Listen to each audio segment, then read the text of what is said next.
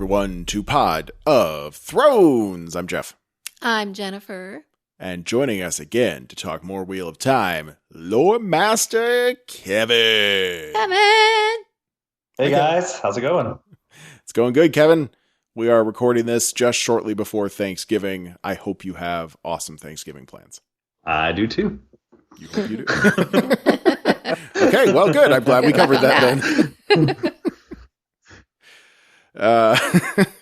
Maybe you can give us a post-Thanksgiving report some other episode. Oh, yeah. Then you can tell us if it was good or not good. Yeah. All right, we got a lot of ground to cover. We may or may not. We'll find out. But, I mean, you'll see it in the episode title. This may be just episode 2, or this could be episode 2 and 3 of the Wheel of Time. We don't know how long it's going to take us to go through them. So we're in this together, everybody. But first, of course, as promised, Game of Thrones headlines. I've got one headline that is at least a little bit intriguing, but you guys tell me what you think of this, okay? I want to hear your thoughts. I'm just going to read you a little bit of an article from ScreenRant.com. The headline of the article was, "One House of the Dragon Change Hints Why Game of Thrones Failed." That seems a little sensationalist to me. But I'm going to skip through the first few paragraphs because we all know what happened with Game of Thrones in its final season and all that. I'm just going to read you a little bit of this article. Okay. Despite the controversy over Game of Thrones' final season, One House of the Dragon change is promising for the new series. In an interview with The Hollywood Reporter, co-showrunner Miguel Sapochnik, and he directed a bunch of the Game of Thrones episodes. He was big on Game of Thrones, but not the showrunner. Reflected on the upcoming shows, saying he enjoys reuniting with Game of Thrones crew members for the project. According to him, blah, blah, blah, blah, blah. He's working with the same people again. The way I work with these, he said Fabian Wagner, his director of photography, and Tim Porter, his editor, he says, "We have fun and make jokes, and we never used to have that." So this article says that quote is quite revealing. By joking behind the scenes, House of the Dragon promises to be a more relaxed production. Sapochnik says he never used to joke with his fellow Game of Thrones alumni on set, and that likely led to a more stressful work environment. And when the creators behind the show are stressed, the anxiety can carry over onto the screen. However, a looser set welcomes more collaboration and more questioning. It's a big difference from Game of Thrones. The lack of joking on Game of Thrones is in part due to massive pressure put on the show after the overwhelming backlash to the final season. Showrunners David Benioff and D.B. Weiss dropped out of an appearance at San Diego Comic-Con. Remember that? I remember that. Fuckers. Mm-hmm. At the last minute to seemingly avoid negative feedback, and the cast members stressed about the negativity in their WhatsApp group. I guess they have a little chat room just for them. Overall, it wasn't a healthy situation. Jokes on the set of House of the Dragon are a good sign that the creators behind it can roll with the punches and take things in stride. So they're saying that this is a good sign for the new show because people are actually having fun. What do you guys think? I mean, it's Matt Smith, right? It seems like what does that mean? Wait, is that... What is it? What? You don't like Matt Smith, so I don't know what's happening. What, well, is that I just imagine that he's probably fun to be around. Oh, okay. So now you're saying something nice about Matt Smith. Yes. Okay, I'm not used to that. Kevin, what were you going to say? I said it seems like business history to me. I mean, we've seen videos of like the outtakes and bloopers, but that's true. It just seems like, joking. from what people say, that Benioff and Weiss maybe were sort of ruling with an iron fist and didn't want to hear. I remember there was at least one big story where this guy, Miguel Sapochnik, was talking about the Battle of Winterfell. And he had a different vision for the way the battle would go, not the least of which was make it visible. But he had other ideas and they were just shut down. It was just, no, we don't want to hear that. Just do it our way. And maybe more than anything, it seemed like Benioff and Weiss just had one foot out the door because they were ready to move on to other projects. And I hope they learned a life lesson from that, because you don't just fuck off on your last days of work. You have to do the job or else people aren't going to want you for the new job they promised. We don't know that that's what happened. What? That they just fucked off the last days of work. We don't know. You can't just speculate. This is what's wrong with the world today. But this is the impression that you get from the chatter that has come out of the set. It's a bunch of media. You cannot trust the media. Well, that's true. You can trust us. You can trust us. We would never lie, but we will speculate heavily. None of this really, I mean, I guess it's supposed to maybe make me more excited for House of the Dragon, but I didn't need that. But I thought it was just an interesting take. That if things behind the scenes are a little bit different, a little bit looser, maybe things on screen will have a little more, pizzazz or passion behind them. We'll see someday. Maybe. I don't know when. They haven't given us a date yet, but I think sometime in 2022, right? Maybe. Yes. I am trying my hardest to avoid reading about it and stuff. I want to be surprised on what's happening. Oh, well, I'm sorry. Don't listen to Pot of Thrones then. No, it's fine. It's fine. Well, we would never, if spoilers leak out, we're not going to talk about spoilers. Yeah, the entire last season of Game of Thrones, everywhere you looked, they said, "Oh, this person showed up here. This is what's going to happen." It was starting to. Well, yeah, that's true, but not all of it actually panned out to be real. One of the weirder headlines I saw coming out of the filming of season 8 was that Jason Momoa was hanging out. Mm-hmm. But he was just hanging out. He was just hanging out, but there was tons of speculation. Could they resurrect him? Maybe it's a dream sequence, et cetera, et cetera. But he never showed up in the show. He was just there because I know there was a betting site out there that was betting on who was going to, take the Iron Throne at the end of the show, and all of a sudden, all the money started coming in on Bran. They had to remove the whole entire bet, so something got out. Oh. No, I missed that one, and I'm glad I did. Although, whatever. It was good to have the surprise, I suppose, even if I don't agree with it. But what's done is done. Now we move on to House of the Dragon, and hopefully some really cool high fantasy stuff. Probably still lots of nudity and betrayal and murder. And lots of white hair. Okay, so that was my Game of Thrones headline. Anyone else got anything? Nope. Okay.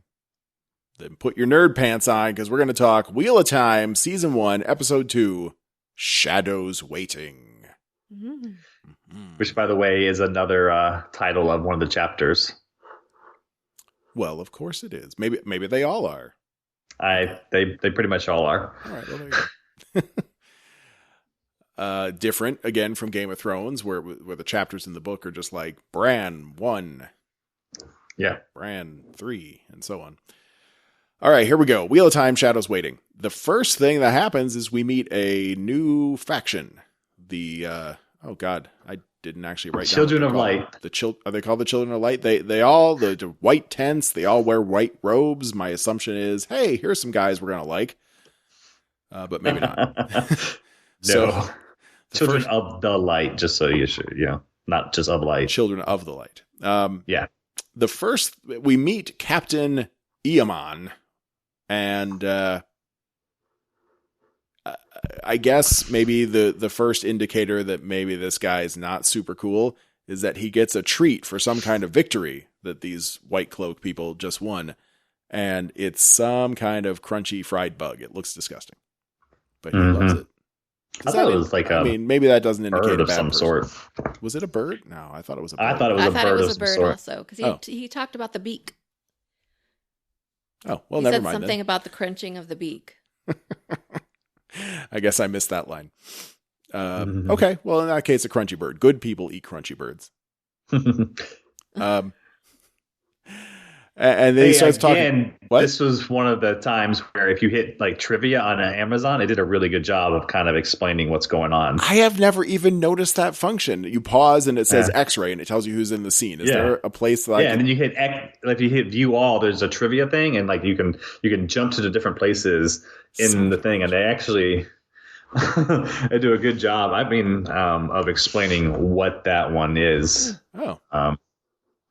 So if you give me a second, I can pull it up and tell you, read you exactly what they said and why.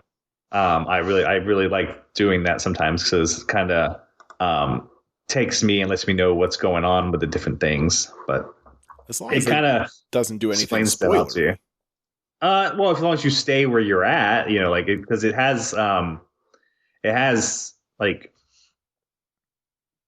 time settings on it, so you know where in this you can actually jump to it. So if you see trivia, you can jump around to it. So are all the Amazon shows like that? Because we do owe ourselves a boys rewatch at some point. Most of them are. Yeah, there's lots of boys trivia.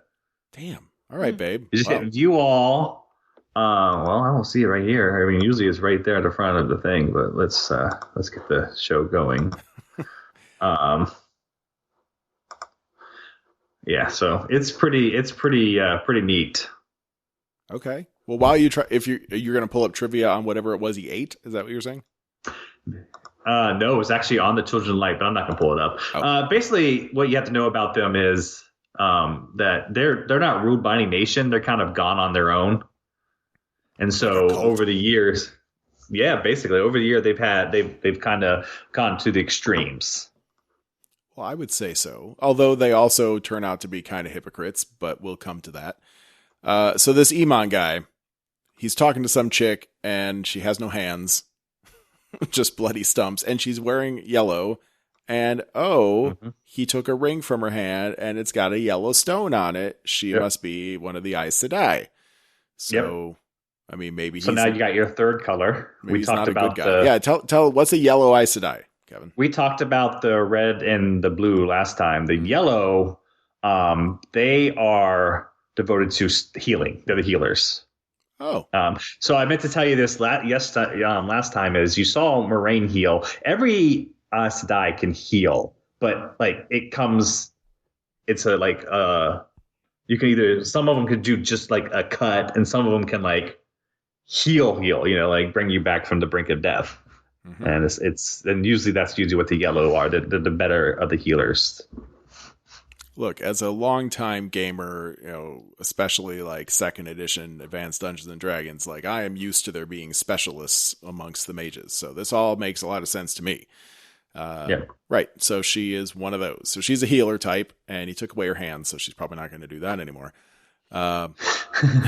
He also has quite a ring collection, and he lights her up on fire. But he was saying stuff indicating that he believes that he is on the side of light. So that does present some interesting conundrums philosophically. I mean, a lot of people don't trust the Aes Sedai, right? Maybe they're not that great. They're not that great. Maybe these Whitecloaks are good people, but they just don't know how to get along with these other people that are trying to be good, but also are flawed. Or they're evil. I don't know which one. I think never mind. We can't talk about what might happen in the future. Well, why not? We don't know. We haven't read the books. We are the ones that can. Kevin can't talk about what might happen in the future. Here's what I think. No offense, Kevin. I think that they are not as great as what they portray to be. I think they're somewhat evil. Okay. So are they pretending to be part of the light? Or do they think they're part of the light? Well, we know, like in Game of Thrones, being from, on the side of the God of the Light wasn't... Oh, yeah. It didn't make you not bad. Right. The Lord of Light was all about all kinds of murder. Right. So we don't know. And in the end, there may have only been one god in Game of Thrones, and that god had many faces. Or no gods whatsoever. Huh. Is it possible that there's no gods in the Game of Thrones universe? People are asking that about real life. Well, yeah, but magical shit happens in Game of Thrones. Well, it doesn't have to be a god to have magical shit happen. Right. That's the question. Mm-hmm. Like, it could be divine and people actually know what they're talking about, or it could be magic that you just, Harry Potter shit. All good questions. Anyway, so we meet those guys.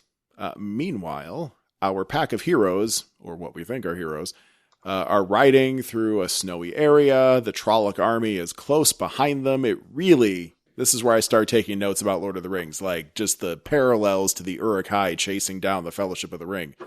I mean, it's all there. My next bullet point was, come to think of it, Moraine has a very Arwen look to her. She does, doesn't she? Doesn't she kind of look like Arwen from Lord of the Rings? A little older, but still those kind of sharp, pale, elven features, except for the pointy ears. Yeah. And she can do magic, like Arwen can. They get to some water, which Trollocs just can't handle. Oh, this was the whole thing. All right, so they meet the ferryman, right? And the ferryman's going to ferry them across the water. All the Trollocs come up, and then we meet the eyeless. So it turns out not a dude with a mask, like I wrote down in my notes for the last one. No, it's just a dude with no eyes. Yeah. No nose. No nose. Almost giant mouth. Lots of teeth. Yeah. It looks a lot like the alien. From Alien? Yeah. Like those, the like xenomorphs? When they first, like the pale ones that, I think they were in the dark, or, I mean, there's the one that popped out of the guy's stomach. Chestburster, right? Right. Yeah. But then... well, no, it does kind of look like the chestburster before it gets sure. those elongated features. Yeah. Yeah. It's got a Geiger kind of look to it. Now, or Giger, I think, actually. Now, Kevin, how are those eyeless described in the books? Do you remember? Like, is this fairly accurate? Yeah. Yeah. All right, then. I was trying to think of how they exactly explained them and how I saw them in my head, because sometimes you see different things in your head, but I kind of picture them more like what a Grim Reaper would look like, like with like the mask and stuff like that. But if you look at some of the pictures, they kind of look more like what a Sith Lord would look like, wearing his visor down over his head, or not his visor, his hood over his eyes, where his eyes would be. But I mean, that's real close. Right. A little bit different than like the Nazgul with their their pointy metal armor and all that. But he did scream just like one of the not the Nazgul the things that they rode around on. Oof. Side note, my iPad here, as I was taking notes, corrected Nazgul to put a little accent mark over the U, so somehow Nazgul is actually in the iOS dictionary. Anyway, so the ferryman starts freaking out because he's going to lose his son, because this little area that whatever, it's a town or just a ferry hut, I don't know, but the ferryman's son's going to come back and then get eaten by Trollocs. And Moraine and Lan are just like, sorry, dude, nothing we can do about that now. So you should just come with us and hang out on the other side of the water where it's safe. And now the quote I wrote down was, because I think it's important, he said, "The Whitecloaks are right, you Aes Sedai are monsters." And then he jumps into the water and then he dies. But that, after seeing that first scene with clearly a bad dude murdering a yellow ringed Aes Sedai, now I don't know what to think, right? Yeah. Or at least the people don't. I mean...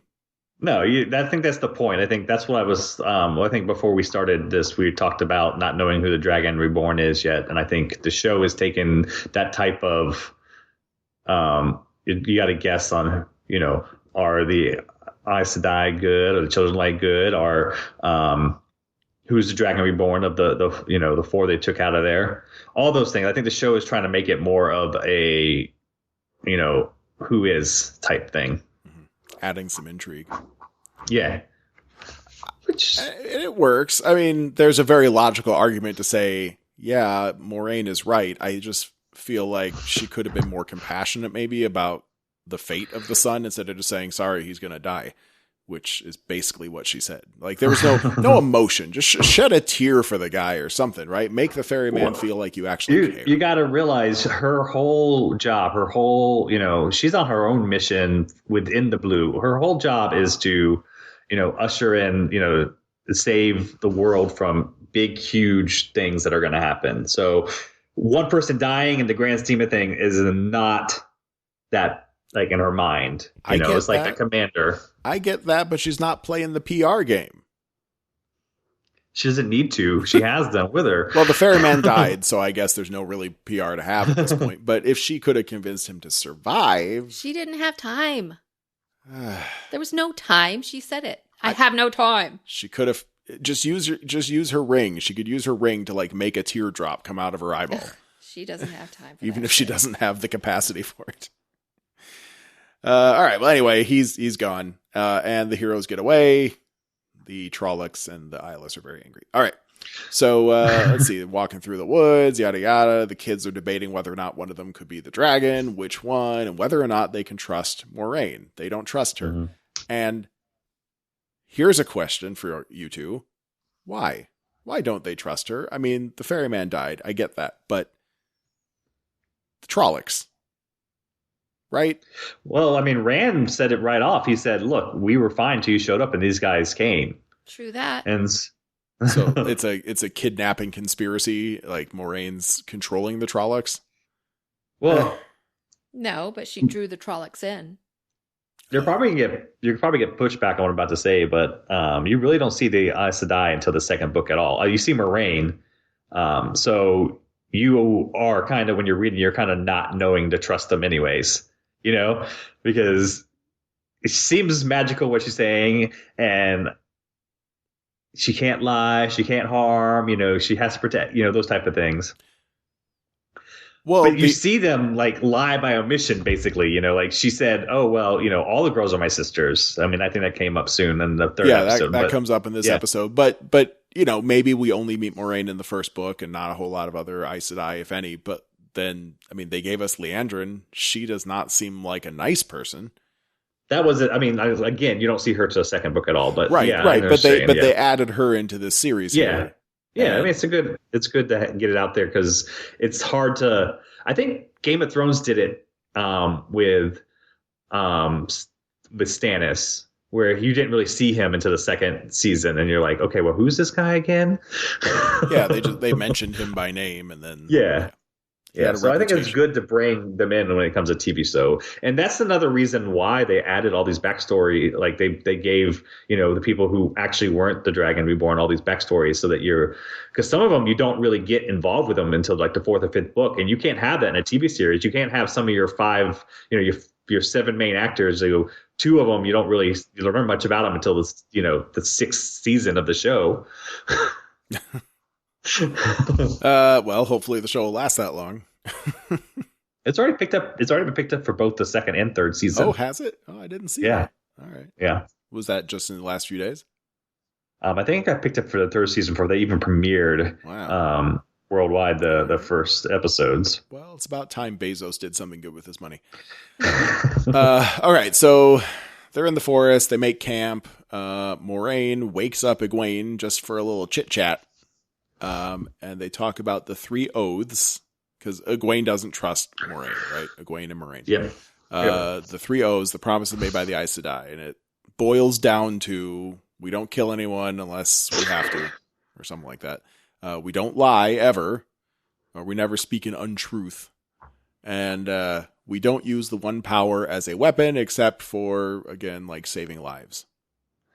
And these aren't just promises. These are like sealed with magic. Like they have to follow them, or they physically can't. They lose their power. Well, it's not that they lose their power. They just physically cannot. It holds them to it. Oh. So like that movie Liar Liar with Jim Carrey? That, by the way, is my favorite comedy. I love that movie. My goodness. I am learning so much about you, Kevin. That is a fascinating revelation. We're going to have to dive into that someday. That movie. But today's not the right time for that, but I am fascinated. Okay. So Egwene's got power in her. It's not just a skill to predict the weather. Listening to the wind is something more. You are connected to the source, even if you don't know it. Apparently, Egwene could someday, if she plays her cards right, be an Aes Sedai. Yep. And then they go through a thing where Egwene stares at a gem, and the gem gets sparkly. It's not really clear what's happening, but it's magical. She's using the wind? Well, she's tapping into the source, I think. Right. Yeah, she's definitely tapping into the power. The power. Sucking the energy out of it. Yeah. Well, I'm looking and she does wind up doing something later on, doesn't she? But not yet. So she feels something. Meanwhile, Perrin has a nasty wound on his leg. And he wouldn't say anything about it to anybody that could help him because, I don't know, is it a toxic masculinity thing? Is it a guilt that he's punishing himself? Yeah, I think it's guilt. It doesn't appear to be poisonous like the wound in Rand's I thought it dad. was. Well, he's still alive, right? So I guess it's okay. It's just like scratch marks, not poisonous scratch marks. That's the. Maybe at first, I thought mildly infected. Well, maybe. It's definitely going to get infected. But it doesn't appear to be poisonous, or else I feel like he'd be in pretty bad shape right now. He's also having some flashbacks to his wife and, just generally feeling like a shit. And then we cut over to Rand. And Rand wakes up, and he's developed a bad cough, probably COVID. No, wait. Then he barfs up a bat. That was disgusting. That was weird. That was fucking gross. And it didn't occur to me until we see the red eyes in the darkness that it's probably a dream. For some reason, I thought, yeah, sure, he could just have a bat stuck in his throat while he's sleeping. I mean, they say you swallow spiders like a few times a year, right? Yeah. So why not a bat? I don't think that happens a few times a year. I don't know. Probably not a few times a year, but we should definitely tape our mouths shut when we go to bed at night. Okay. I'll tape yours shut. Okay.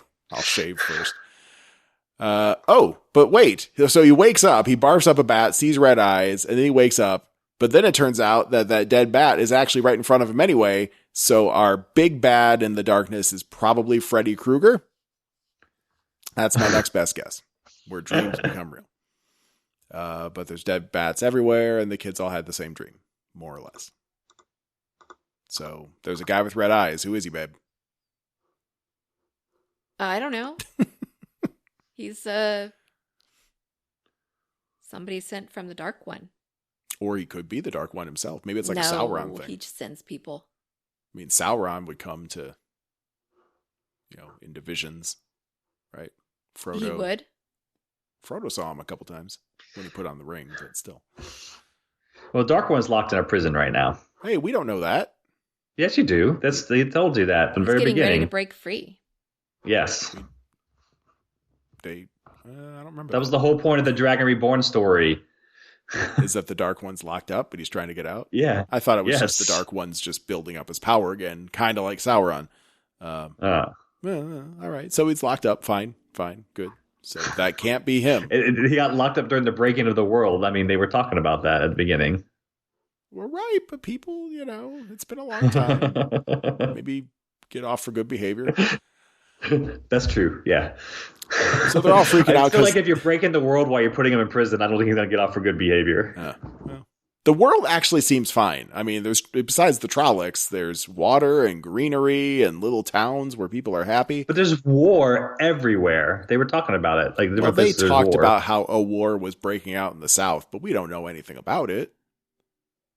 I'm telling you, you start in Edmonds Field where everything is perfectly fine, and then you go off and you see these different towns and you see how war has torn it. Just like the Shire. Yeah.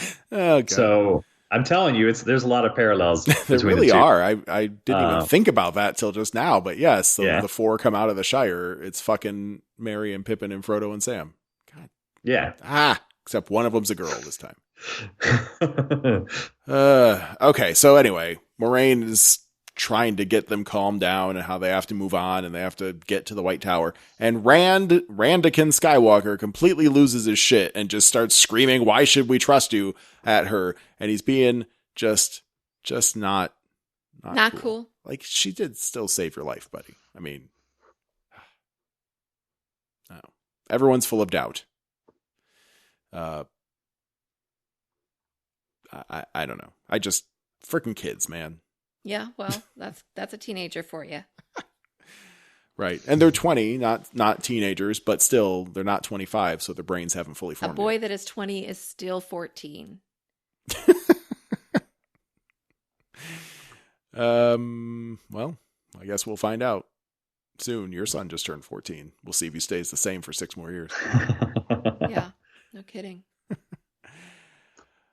So they're going to ride off without the kids, but the kids wind up following them anyway, right? Of course they do, because they don't want to be alone in the forest. Nobody does. Yeah. And they don't want to go back home because that could lead Trollocs to their family.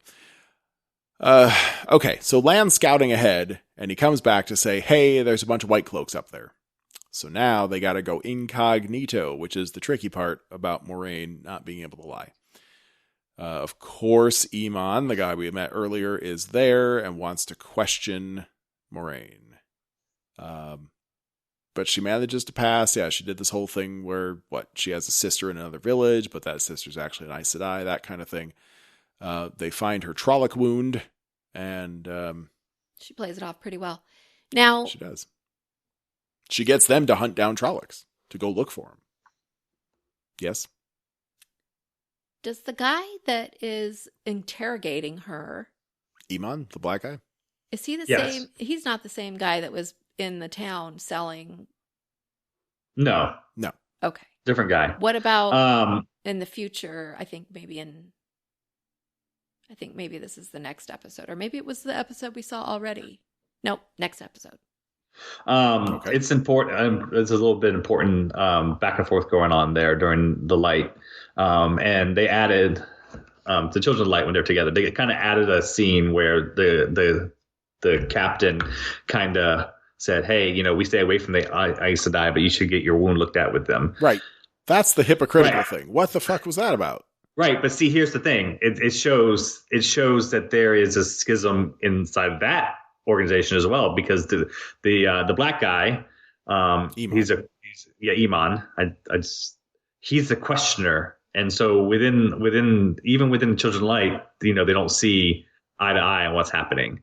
So he's a little more extreme. So he has like his own purpose. They call him a questioner, and that's what he does. And so even the people inside the organization are like, you know what, your stuff's a little too far out there, dude.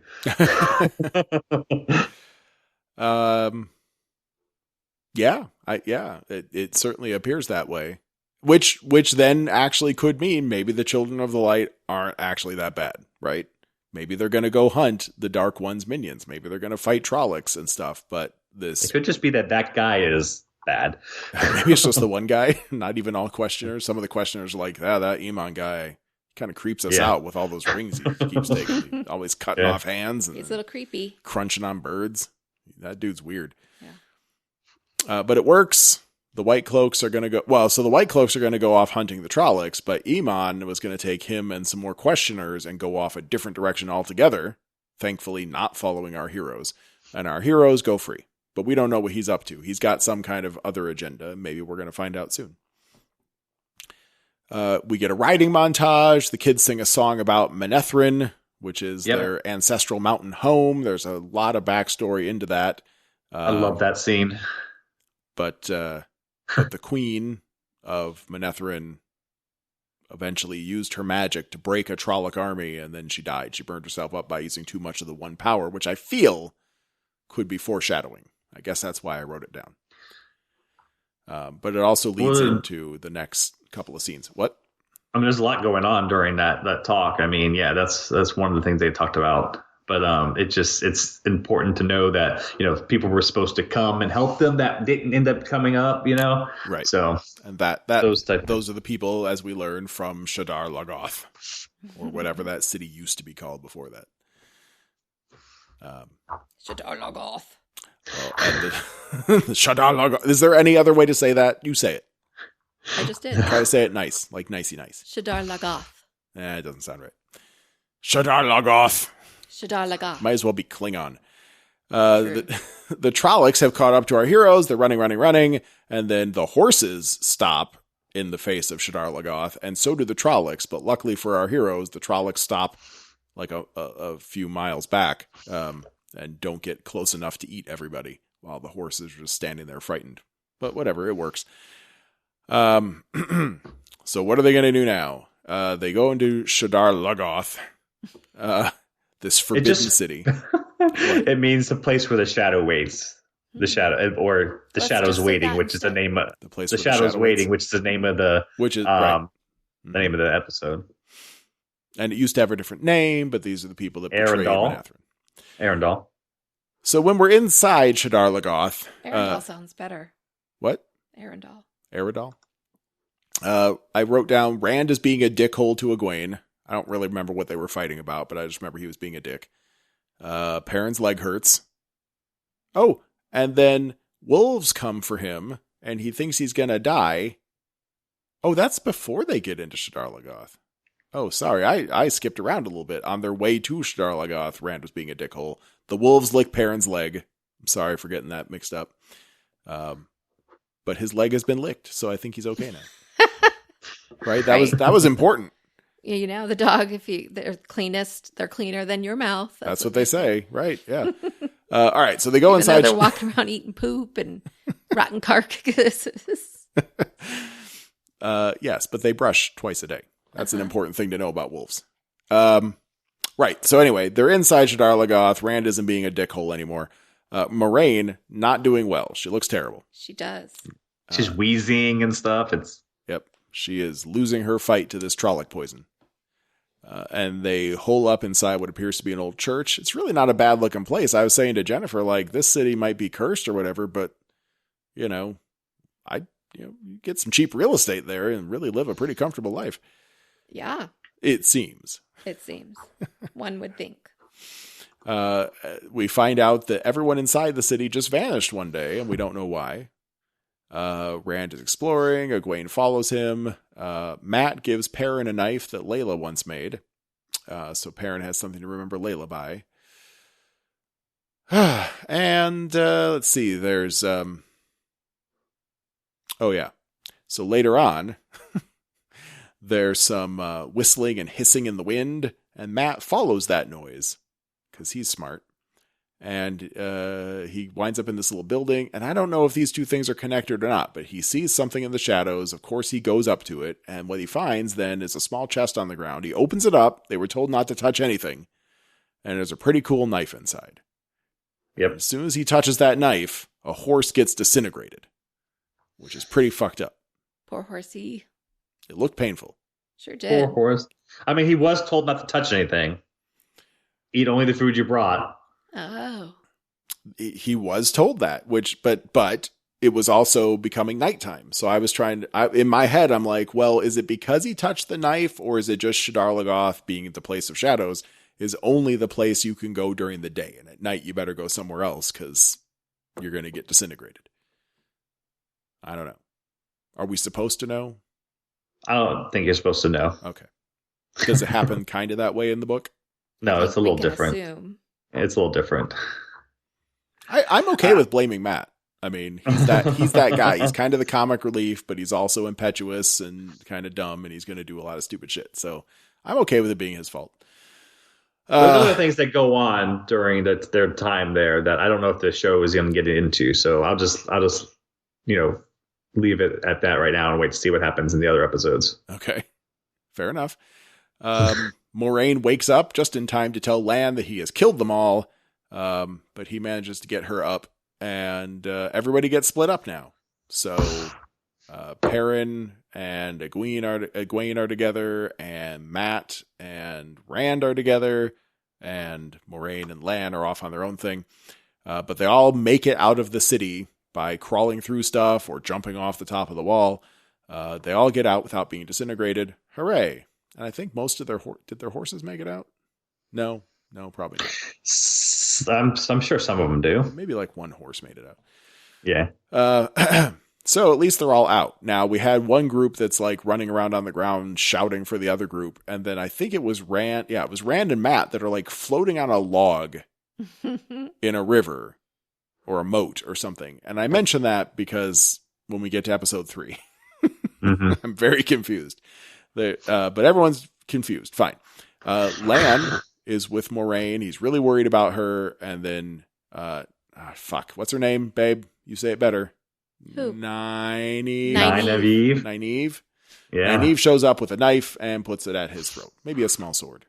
But she's gonna cut a bitch. And that was the end of episode 2. Yep. Pretty fun. Yeah, it was. I mean, a lot of stuff happened. We can talk a little bit about, what actually happened in the book during it was the Trollocs were actually forced into the walls and send them away. So that doesn't happen there. But wait, what? Say that again. The Trollocs were actually like ridden into the wall, like made to go into the walls by the people who were leading them. Oh, they forced them in there. So they made it into Shadar Logoth. Yeah. And then they chased them out. So it really wasn't that shadow thing. But even though the shadow was there. Oh, did a bunch of Trollocs get disintegrated? Because that sounds fun. Yeah. I mean, there's a very significant thing that happens during that chapter that doesn't happen at all. So I'm hoping we see it later on. All right. Well, tell me this if you remember. Does Matt find a cool knife? Yes, he does find that dagger. If that dagger will have significance later on. Kind of hoping it will, because it sure is pretty. Yeah. Well, that was fun. Should we talk about episode 3? Just keep on trucking? Yeah. All right. All right. Because if we had another episode that we were recording all in the same week, I'd have to find more Game of Thrones headlines. And honestly, the well's running a little dry right now. We need to give it some time to recharge. Okay, so let's do it. Let's talk about Wheel of Time Season 1, Episode 3, A Place of Safety. Well, that sounds nice. This is going to be a great episode, you guys. Yeah. Only happy things will happen now. Yep. I mean, for someone anyway. Because this episode jumped around constantly, maybe a little too fast for my taste. I did what I often do with some of these kind of episodes, and I've split it up by storyline. So we're going to talk about Lan, Moiraine, and Nynaeve first. How about that? Okay. Cool thing, because I do love a good flashback. We get Nynaeve's story of the night where she got dragged off by a Trolloc. That was good stuff. She gets dragged off.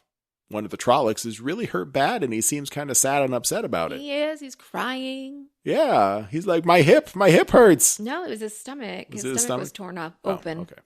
Well, and then his friend also looked concerned. He did. For a minute. Very concerned. And then...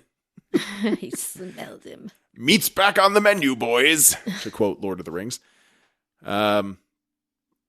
Yep, so while the slaughter's happening, Nynaeve runs off, and the Trolloc, of course, chases her, but then she gets into her sacred pool. I thought he just wouldn't touch the water, or if he touched the water, it'd be like holy water, and he would melt or whatever. But no, they don't like deep water.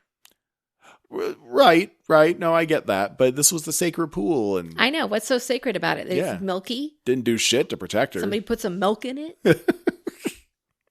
They just let people bathe in there all the time, but they never clean it. Oh. That's why it's milky. Gotcha. But she winds up taking him down in the pool underwater with his own weapon. It was kind of weird. It was a little weird, but it's Predator-like. I got to give her some credit. I mean, she did a thing. Mm-hmm. She's been pretty useless up till now. Yeah, she killed one. She did kill a Trolloc. That's better than, let's see, Rand needed help to kill one. Perrin needed help to kill one. See? Okay, so Nynaeve has redeemed herself a little bit. Matt didn't kill shit. He protected his little sisters. Yeah, he ran off. They were already hiding, but yes, But they were hiding in the middle of town where stuff was falling everywhere. He got them out of town. Okay. Whatever makes you feel better, bud. All right, so back to reality. Lan has to confess to Nynaeve that he lost all the kids. And Moiraine is dying, but hey, she's a healer. Won't you heal, Moiraine? And she says no, so he knocks her out. Now she's been tied up. Moiraine is clearly dying, and they make a deal. He'll answer her questions if she heals him. Now, I wrote a note here, and you're going to have to explain yourself. It said, Jennifer thinks they're going to become lovers. Who? Lan and Nynaeve. You said it, so I wrote it down. He was watching her get all the herbs and stuff. I think that they have a little bit of attraction there. I felt like a little bit of a different, I don't know, spark between them. Now, let's just say hypothetically that did happen in the books. Kevin obviously wouldn't be able to tell us. But Kevin, as our resident lore master, would Lan, if he and Nynaeve had a spark, would he be allowed to strike up a relationship with her and still be dedicated to Moiraine? There are ways that he would be able to, yes. Okay. Well, look at that, babe. You may be onto something. We discussed this last episode. Yeah, well... It has been determined that they're allowed to have... It is known. It is known. Right. So she makes a salve. I had to make a note of the cool green pus that came out of Moraine's wound. Mm. And then she applies the salve that will, I guess, help Moiraine, but not really. Like, it was kind of like, well, this will give her energy to be around for a little while, but she's going to die still. So you better find her some better help. I did want to kind of mention something about, other than just some mannerisms that people are upset that she's not doing, Nynaeve is probably the closest to what she is in the books. I mean, she is like threatening them while she's tied up. That's basically her. Okay. So, I mean, people are happy with the way she is portrayed. It's, other than some mannerisms that she's missing in the books, she pulls on her braids a lot, and she like wallops people in the head and things like that. So she hasn't done any of that. We don't need that. But yeah. All right. Well, good. But I mean, her portrayal is almost exactly like the way she acts, her attitude towards them. I wonder if these actors read the book, like at least the first book before starting the show. That'd be cool to know. I don't think some of the Game of Thrones people did, and some of them did not. And I wonder, looking back now, how that would have played through in their performances. Yeah. All right. So Moiraine might heal a little bit. And because of that, Lan's like, hey, I got to go. So you watch the dying lady. And then he rides off. And we see him later. He's on top of a big cliff looking very impressive. And then he leaves the cliff and comes back just as Moiraine wakes up. And he says that he found what they're looking for. Bum, bum, bum. Which is not the kids. No. At the end of the episode, then Lan and Moiraine and Nynaeve, they're riding southwest, I wrote down, until they meet, ... Oh, it's Liandrin, the angry red lady from episode 1. Mm-hmm. So she sure does have a strong jaw. Yes, she has a hard face. Fantastic look. Mm-hmm. She is an interesting lady. Presumably this would be, hey, Liandrin, since we're all part of the same world here, maybe you could heal this poor dying Moiraine. But we don't actually get to that part because there's a surprise reveal instead that Liandrin has just captured the Dragon Reborn. Maybe. It could just be a weirdo. But he's got like a vest on, and the vest has a dragon embroidered on it. I think that says everything. I mean... Does it, though? You wouldn't wear that unless you were the Dragon Reborn. I mean... There's tons of guys walking around out there with a dragon tattooed on the back of their leather vest. Hey, those could be... I mean, it's our world. There could be a lot of dragons. Right? Yep. Mm-hmm. In this world, just one. He's the only guy with that vest. I don't know. But if it's not him, I hope they take that vest away from him and give it to one of the kids. Well, maybe she adorned him with it. Maybe she was like, you are. Well, put it on him. I don't know about that. He was locked up in a cage. But there was also someone locked up in the cage with him. So I want to know. I think it was a girl, too. I want to know what her story is. I don't know. We got another episode coming soon, so maybe we'll find out. Yeah. But I mean, he's a fairly big character in the books. The guy in the cage? You have something to look forward to? I mean, they mentioned him earlier in the second episode. If you had heard it, because he said something about Logain's army. So there's a battle going on, and that's where he gets captured is during that battle. So the Children of Light had mentioned that about the fight south. And he said Logain's army is what they said. What are they fighting for? He's fighting because he thinks he's the Dragon Reborn. Well, why is he fighting? Anybody that says no, you're not. He's just like, I'm going to beat you up. He had his land stripped of him when he claimed that he was Dragon Reborn because he was a noble. He wants to be like a king. Well, he was. I mean, he was a nobleman, and all his land was stripped from him when he said that he named himself the Dragon Reborn. Well, is this like if someone in our current day and age just like, I am Jesus Reborn, and then basically instantly that person's labeled a kook, which I feel is unfair. I mean, but it'd be like the person saying, I am Jesus Reborn, and then turning water into wine. I mean, I mean, he's able to channel and do the power. Wait, without being that's not spoilers. Mad. Well, we haven't seen this Logain guy do anything yet. You won't be able to now. I mean, he was captured by the Red Woman. Well, they've got to prove that he is the one, so they're going to make him do something. She is sure he isn't. Well, wait, no. Liandrin, yeah. And she's sure he is, right? No, she's sure he isn't. But she captured him. Oh, I see. She just knows he's a man that can channel. I thought she captured him because she thought he was the... Oh, but if you're a man they know that he can capture. You're a taint. Right, but they just killed him. Well, no. They didn't kill him. They gentled him. Well, gentle. Yeah, I was going to say quiet him, but gentle. Oh, they don't kill him. You gentle them and take their powers away, which apparently is very painful. That's nice. Well, it's cutting you off from... okay. Well, I know, it's kind of hard to explain. Sounds nice to me. To be gentled? To be gentled. I want to be gentled. As soon as we hit stop, I'll gentle you for, I don't know, at least 30 minutes. All right, let's talk about Perrin and Egwene. I think we've covered Logain enough. We need to see him do some shit. I mean, he's pretty cool looking. Like he almost looks like exactly what I thought he looked like when I'm reading the book. Okay. Good job. Even with the dragon vest? Super cool. I'm talking about his face and the way he looks. Right. Yeah. All right, fair. Okay, Perrin and Egwene. They are being followed by wolves on a plain. They are cold. And there's wolves behind them. That's their biggest part of the story. But as... On a plane? A flat plane. Not an airplane. Wolves on an airplane does sound like a good movie. Well, I was picturing Lamageddon there for a second. Oh, yes, the movie. How far did you get into that? I don't know what's going on because I can't get the trivia up on Amazon right now, but they actually explain what the plane was in that as well. Oh. Like the location on the map of the world? Yeah.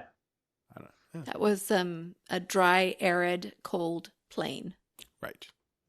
With no llamas.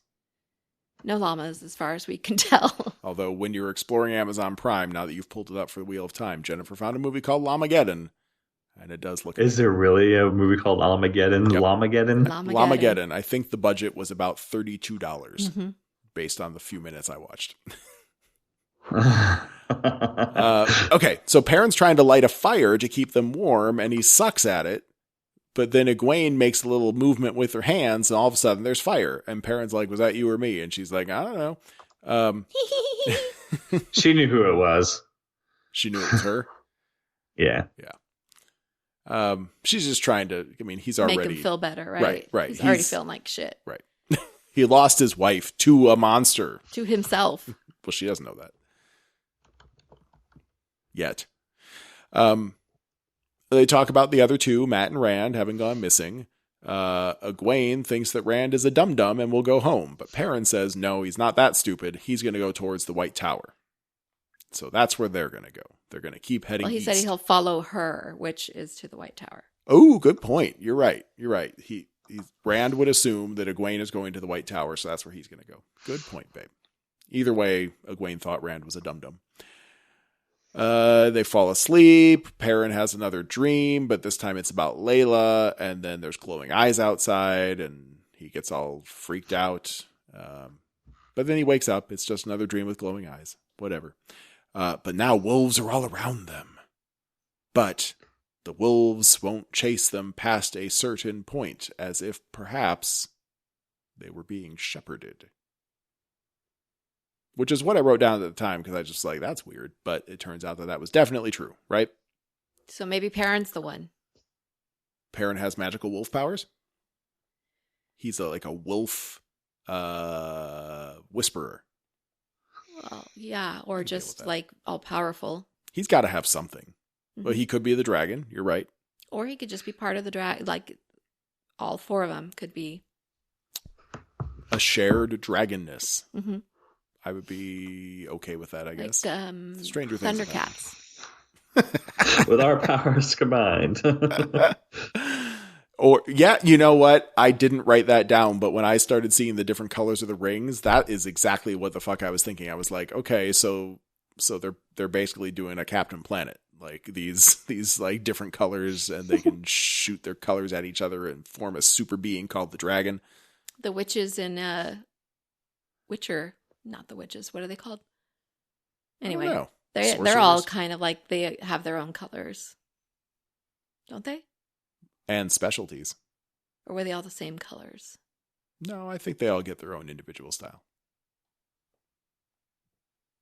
Okay, so the wolves stop following them. They find some tracks. They decide to follow the tracks. They're just walking, and then they find some sort of midsummer-looking people who have dogs and like pitchforks and shit. But they ask them if they know the song. Do you know the song? And the answer would be no. But that makes the young girls cry. Or makes the whole world sing. Mm-hmm. That's the song I prefer. But basically they get through that. They say the right words. And then it turns out that these are Tuathuans. Yep. Good job. And just call them tinkerers. It'd be much easier. That's what most people call them. Well, Jennifer just called them gypsies while we were watching. Well, they're basically gypsies, but they're called tinkerers, and they seem like a fun group. But like gypsies with a bad reputation, everyone thinks they're thieves and whatnot, but they actually have skills. They're nomadic. They're nomadic. They roam from town to town. Yep. They probably don't smell very good. But they wear very colorful outfits and everything. They're traveling people, and they seem nice.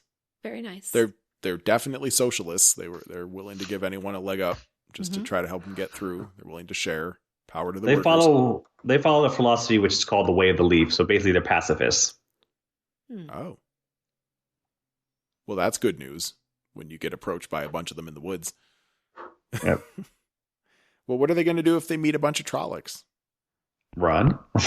With all their caravans and shit and little kids, they gotta. I hope they have some skills to defend themselves. Maybe we'll find out one day. But the good news is Perrin and Egwene get a warm place to sleep and food, and they're very happy. Yep. So they actually found, what was this episode called? A Place of Safety. That title was about them. You know who it wasn't about? Rand and Matt. Yeah. They have shit happen to them. And the first thing I wrote down was, based on the end of the last episode, Rand and Matt are now lost in the mountains, ? How? Last time we saw them, they were floating on a log, and all of a sudden they're in a bunch of snowy mountains. I wish I knew what the hell happened and why they didn't freeze to death. They're trying to make it to the tower. Are they even? Because they have a fight about that. Matt wants to go home. What was that, Kevin?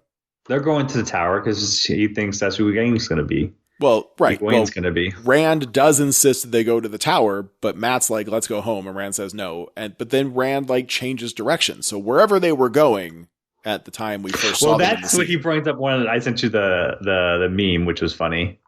Where he says, all roads lead there. And he's like, that's not how roads work. I mean, it could be. Why not? It could be like the yellow brick road in The Wizard of Oz, right? Where it was many different colors that all spiraled out and then all went off in different directions. So all roads led to Munchkinland. It could happen. It's like when you take the PCH. The Pacific Coast Highway. It goes all the way up the coast. Yep. Or all Route 66. Somewhere. So they start walking. Matt does not go home because he's not that dumb, because he's a little impulsive. But he follows Rand. They make it to some weird city in the mountains, which looks like a wretched hive of scum and villainy to me. They walk into an inn modeled straight out of Skyrim, almost to the chair. Mm-hmm. And there's a bunch of people in there. They're trying to get something to eat, some shitty soup or whatever, because it's all the money they have. And then a bard walks in, or as they called him in this show. Do you remember, babe? What they call this guy? No, what they call him? His profession is not a bard. His profession is Glee Man. Oh. Yep. Yes. He wasn't very gleeful. No, really not. And he didn't spread any glee as he sung his song. In fact, people were more depressed after he was done. Mm-hmm. And he has a gravelly voice, kind of like me. I liked his singing. I right. liked his song. I like a good depressing song, but I don't know. I mean, I wouldn't call him a glee man, that's for sure. The song ends. Everyone is bummed out. They're asking for tips, and in the middle of that, Matt gets pickpocketed, and now they're more broke. The glee man is going to keep all their money. As a lesson? All his money. All Matt's money. All Matt's money. Yep. Right. So Matt and Rand. The song itself was about the dragon. Oh. Yeah, Lose Theron. More closely. Yeah. It was it was a long ass song. Well, I was just enjoying the music, I guess. It was a good song, and it was about the dragon. Well, I might have to take a re-listen to that. Was there anything important about it, or just the dragon's coming and he's going to save us all, or he's going to? No. It was about the original dragon, not the Dragon Reborn. It was about Lose Theron. Okay, and he was bad because he broke the world. No. Well, right. He was leader of the forces. He was the leader of the forces of light. But he broke the world? He broke the world trying to put the dragon, not dragon, the dark one into prison. Oh, so sort of just a side effect. All right. Right. Okay. So we meet this barmaid, Dana, and Matt and Rand strike up a deal with her. They're going to work to get a room for the night. Now Matt is the one being a dickhole. He has stopped believing in the whole dragon thing, does not want to help chop wood, and just goes off to do his own thing, leaving Rand to do all the hard work, of course. And then Matt winds up serving beer to earn his keep. Cool. So they earn a room for the night. Dana, as she shows Rand around the room that she's reserved for them, indicates that they are definitely a gay couple. That was adorable. Rand being like, no, I just had sex a few days ago with a girl, a real girl. Meanwhile, Matt goes to this thief cage outside of town where they killed the dude, and he wants to get these jewels off the guy's body. And the Glee Man is there. And they're going to bury that thief together. We learn that the thief was in Aiel. I don't know if that's important or not. Do we need to know anything about Aiels, Kevin? I mean, they're fairly important. You'll meet some more. As a matter of fact, Tinkerers are used to be them, Aiel, and then they kind of broke away. Well, so all we learned about them is that Aiels aren't necessarily dangerous unless they have their veils up, and then you better watch the fuck out. Yeah, it's going to be hard to show them because they're usually stand pretty tall. Like they're tall, red hair, as you saw. Oh, they all have red hair? All of them, yeah. Just a ginger race, okay. Well, well, I'm sure it's like, some get gray and stuff like that, but there's always that tint. Rand has red hair. Ooh, maybe he's part Aiel. Maybe his mom was an Aiel. We don't know anything about his mom. No. But is this one of those things where, like, the Aiel are actually a perfectly civilized and really interesting race of people, but since they're all gingers, everyone thinks they're savages? Like it's like a Native American thing or something, right? Is that what it is? Yeah. Okay. Yeah. Yeah, that figures. The Glee Man lets Matt loot the body because obviously Matt needs the money. And they sort of come to an agreement. They shake hands. The guy gives Matt his money back. The Gleeman turns out he's not actually a bad dude. He's a good guy. He has some mercy on very, very poor, very broke Matt. So that's good news for Matt. Yes. Meanwhile, Dana and Rand are just laughing it up, having a great time. They're getting to know each other. Maybe there's a little spark of romance in the air. She's clearly flirting with him. Yeah. And hey, she's cute. She doesn't know anything about Egwene. He's in love with, what's her name? Well, but she doesn't know that. Theoretically. No, she doesn't know that. She talks about how she wishes she could get out of town and do something else with her life, but the wheel hasn't given her many choices. I think I'm just going to take note of times the wheel has fucked over people's lives. But as she's getting ready to go, she says something about Rand having to like stay here in the room and get on the bed or whatever. Basically, she is not what she appears to be. At first, I thought maybe it's a sex thing. You better get on the bed because I'm going to fuck you. But no. She needs Rand, and she's waiting for Matt. And as soon as he gets there, there's big trouble. Something's going to happen. Uh-huh. So I guess this is supposed to be something kind of important. Rand tries breaking down the door, and she's like, buddy, that's like triple ply ironwood. You're not busting through that. That would take 10 men. And then he uses the Force. The Force. He is Randikin Skywalker in my book.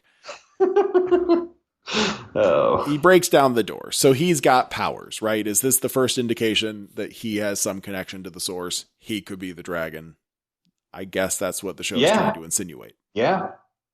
I mean, you had the wolves with Perrin. You had Egwene doing the fire. You've had him breaking down the door, and then you got Matt's as well. What does Matt do? He doesn't do shit. He steals.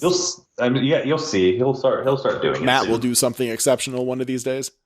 I thought he already did. Like, I mean, it's you keep bringing it up, but I'm not going to ruin it for you. Oh, what? You keep bringing it up. It's his stupidity. Is that what it is? He's magically stupid. I could believe that. Fuck that guy. I mean, I kind of like him as comic relief. Well, when you finally get it, you'll be like, oh yeah, I was mentioning that. You know what I think it is? What? Matt doesn't actually exist. He's a figment of everyone's imagination. Some kind of phantom. That's awesome. He's like that ghost kid from the Umbrella Academy. Only one person saw him. Right. But 3 people can see Matt. Oh, you said Matt reminded you a lot of the other guy from the Umbrella Academy. Mm-hmm. And if you've seen the Umbrella Academy, you instantly know which one Jennifer's talking about. Yeah, I know you're talking about. Yep. Okay, so Rand breaks down the door. Dana's chasing him. She's got his sword. I mean, Rand, you should have picked that up first or something. Oh, no, she already had it inside the room. She kicked his ass, didn't she? She kicked Rand's ass inside the room, and then he broke out. And she had his sword. Okay, she's chasing him. And then she decides to give some exposition. She's looking for the dragon. She sees them in her dreams at night. She's going to bring him to the Dark One because that will... She didn't even give an impression that she's going to be rewarded, just more like she'll go down in history as being someone important. Well, she's going to be forgotten in that little town. Well, right. I mean, they call them dark friends, and that's what the whole entire Children Light are out looking for. They're everywhere. So they're not just her. I mean, they are everywhere. And these are people who, have gone over to the dark side. Well, she's expecting something. But she called one of the eyeless, I think. And, this leads me to a question. She said something about the eyeless are coming, and she said you can't outrun a fade. What's a fade? No one's explained that. It's been mentioned like 2 or 3 times in these first 3 episodes, but no one's actually said what it is. That was the Meandrol that you were looking at earlier. They call them the fade. The what? They're the Meandrol. What's a Meandrol? That's the eyeless. Oh, the eyeless are also called fades?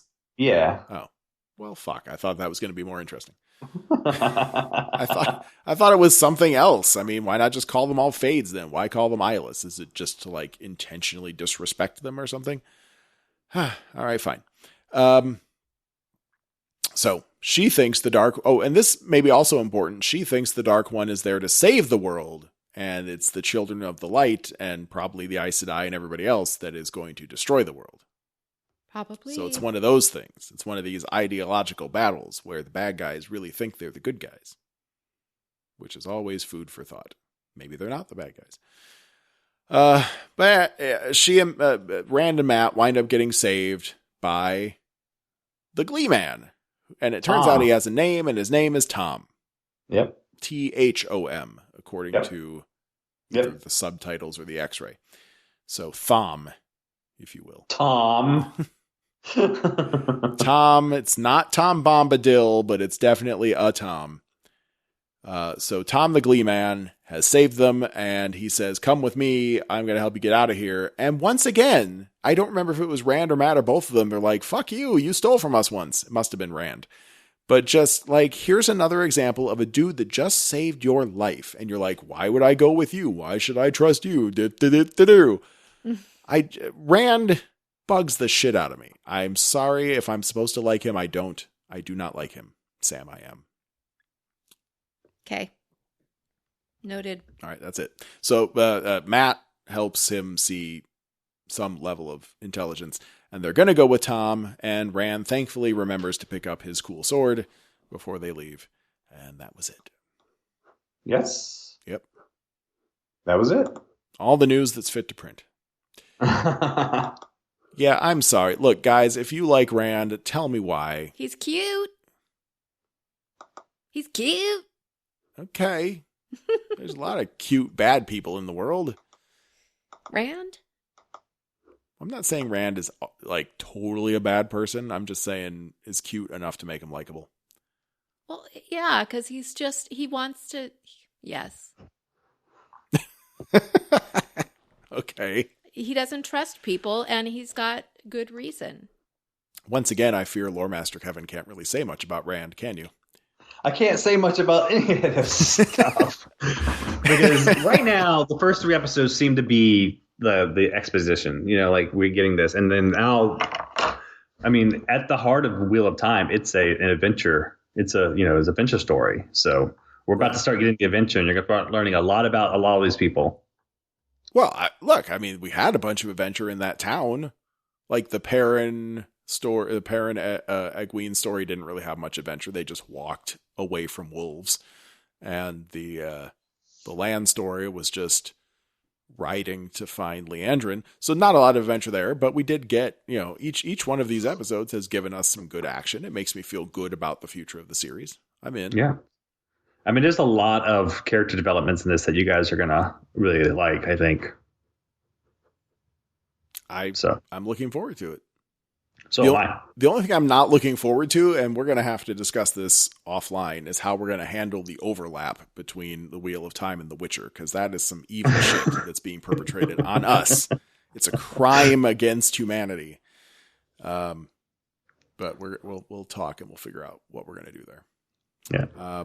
Anyway, looking forward to the next episode. Episode 4 is coming out soon, probably very, very soon when this particular podcast gets published. So, keep tuning in. Join us for the ride as we explore and learn about this crazy universe. And if you have any feedback about stuff like why Rand isn't a dick, or maybe Matt is smart, or any of these things, you know where you can find us. You can find me, Jeff, at potofthrones.com, or at potofthrones on Twitter.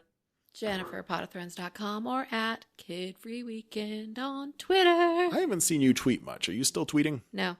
Oh. So if people tweet at you, will you see it? Maybe. Okay.